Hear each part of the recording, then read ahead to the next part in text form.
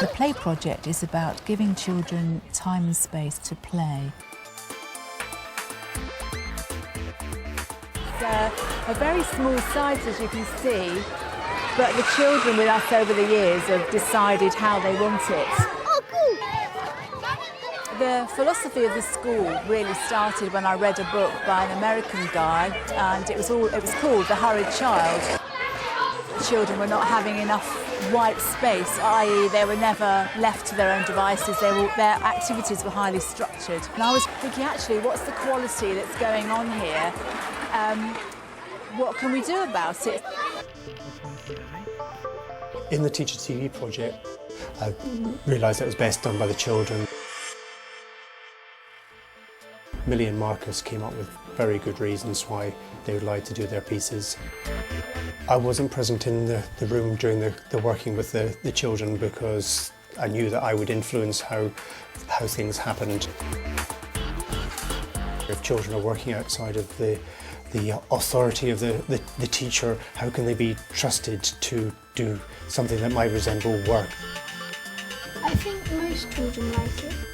Part of the play project is not knowing what's going on, and this was a chance to get a few of those answers.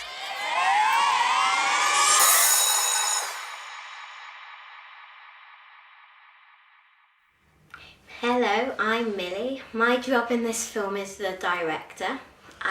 To get in this film, I went on an interview to be the director and told my teacher what I wanted to do with this film, and I got the job. What I wanted to do in this film is to have a clear film that everybody could understand and enjoy at the same time. What do you think Play Project is? I think Play Project mainly is a way of getting to know people who you don't really know, and it's a really fun way to connect with people, and it's a really good way of learning how they learn and how they imagine. Our cameraman is Marcus. He came on an interview with me to be the cameraman, and he's very happy behind the camera. To make Play Project, 2 people are chosen to pair the groups and make a brief. Lubin, which is the classroom, Arthur, Seymour, Sammy and Charlie. This can be a hard process because everybody has to be happy. A group that you know might not be able to work together, and then you feel bad, but it's a challenge and it's fun trying to get it together and trying to make a play that will be enjoyable for other people. They also have to choose where the groups are going. You get to go outside when it's warm, and you get to use different parts of the school, and you get to evolve your plays around the things. They also have to choose a coloured bin that the group can use. In the bin there are costumes and props that the groups can use in their play. When you're just in your school clothes, you feel like a school kid, because you are. But when you dress up, you feel more of that character, and the props help you with the play. At last we think of a brief that we think would be good for the play project. Last week's brief that you were in a job and something goes wrong and your boss is very cross with you. What do you do? When lunch is over, the 2 people show the class the groups they will be in, the areas they will be working in, the colour bins they have and the brief. You stick to that brief, which this week is you're in the middle of a field and there's something outside, and what happens next. Carrying on from what Millie said, when you sit down, if you do sit down and you talk about your ideas, somebody says, oh, I'd like to be this, and the other person says that, and then you think, oh, well, how are we going to link those two? And then I think that's when people start to give up. They think, oh, we'll never make a play out of all these characters because they're so different. And if you try and link them together, then it's quite good. And that's what I liked about this play, because the brief, because there's 2 sets and there's lots of different characters that you can be and still make a play. Then it's all up to the groups to produce a play, sort out any arguments, practice it a couple of times, and then make the decision of showing it to the class. Yeah, and it could be considered. But what should the actual play do? I know what. It can be like a spy mission against this monkey. Yes, evil. I'll draw a picture of him. Evil monkey. So wait. So Sammy, who do you want to be? I want to be one of the spies, and we are trying to stop the And monkey Charlie, what from do you want to taking be? over the world. Charlie, what? You no, Brownie. I'm not giving this magazine away. No, you go away because we scared you, and then you think about that. stays. We run away. You get to show everyone what you've done through the course of that period of time, saying as you've got the same brief, you've managed to make up different plays, and it's really fun showing everyone because you know it's not nervous because you know that everyone else is going to show theirs. In the 80s, it's grand. Stop talking about your damn 80s woman! Help us do the tent! Oh, just get in there. I need some sleep. We're going to go cow watching tomorrow. Then bird watching, and I saw sheep one right watching. there! No, sheep watching. Then we'll go to the farm. I love the country. If my groups had an argument or something, in the end, and Mr. Wishart's seen that on Miss Solkana, and we get something really good together, in the end, I quite like to show the teachers of what we can achieve even when we're arguing. Come on, let's play chess. We need a pizza. Okay, what sort? Hello, this is Pizza Company. That's the end. They have to be prepared to show the whole of their play and take the feedback seriously from the rest of their classmates. Bryony and Millie got massive parts and like speaking, but Rosie and Lily didn't like speak once. Lily spoke. Yeah. And Sam, Miles, Alex spoke, Well, but we in couldn't- different language. We couldn't really speak. We like. Sam wanted to be our table to be a tent, like instead of a tent, a table. I think there's something outside the table. So that. And then Bryony had the idea of a big, huge family coming. No, we kind of split up.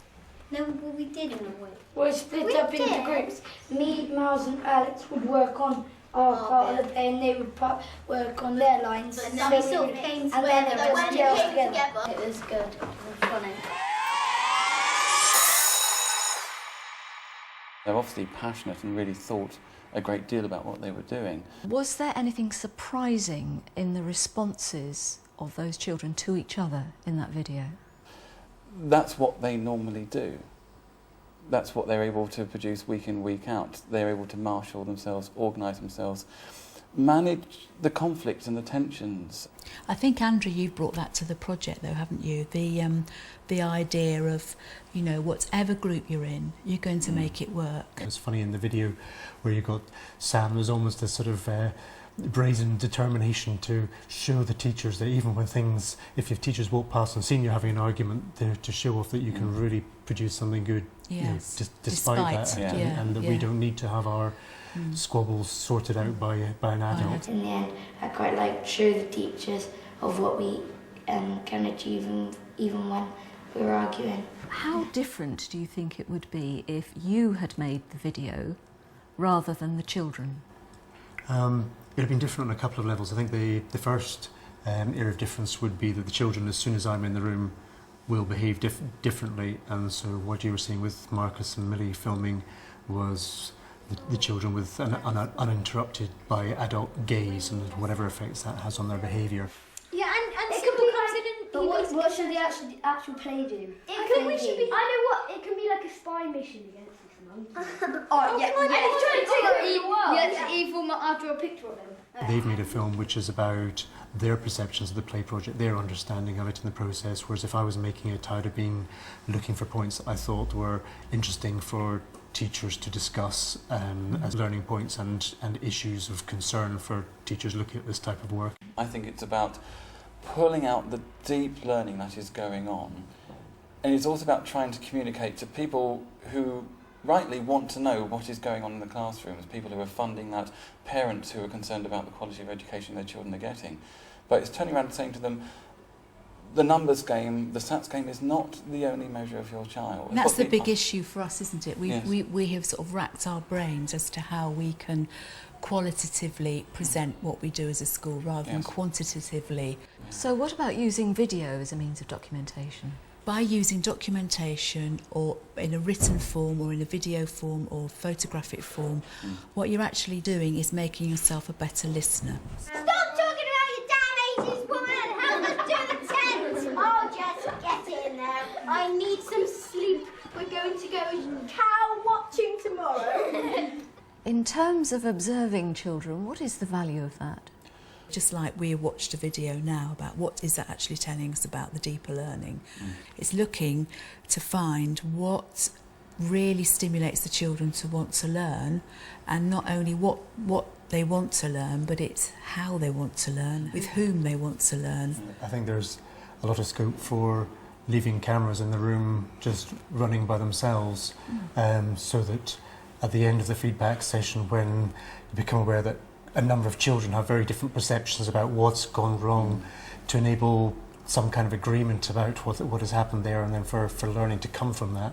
I mean, in my mind, I would like to see them moving towards having a small group that worked in the area where a teacher might traditionally work, which is thinking above this, outside of the sessions of the play project, and thinking what are the strengths of what we're doing, what are the areas we could build in, and would actually sort of present areas of direction to the class. The personalised learning agenda is the big buzzword at the moment. Yeah, exactly. Now, in a traditional setup, you can't do that. This type of approach, where the children take responsibility for their own learning and technical decisions, frees us up to make them, to use our professional skill. Again, it comes back to the same questions for which I just throw back to the children.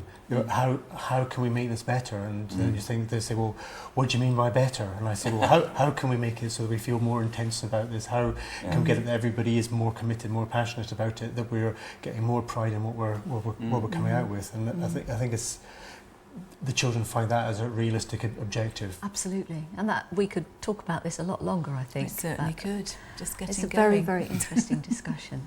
And I'd just like to say thank you very much, all of you, Andrew, Anne and Darren. And big thank you and good luck with whatever comes next. Yeah, Thank you. Thank you. Thank you.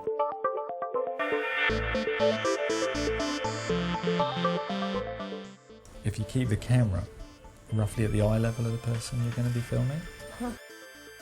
For like this, you have it at your eye level, and then when he bends down, you can move the camera so you've still got it at eye level, and you can move the LCD. This would have been handy when I was actually filming with one of these. Yeah. The children were asked by a governor a couple of years ago, what would you hate to happen in your school? And the two things they said were, we wouldn't want any of our teachers to leave, which was great because I think they said it to an Ofsted inspector. And then the second thing they said was the play project. You could never ever take the play project away from us, could you?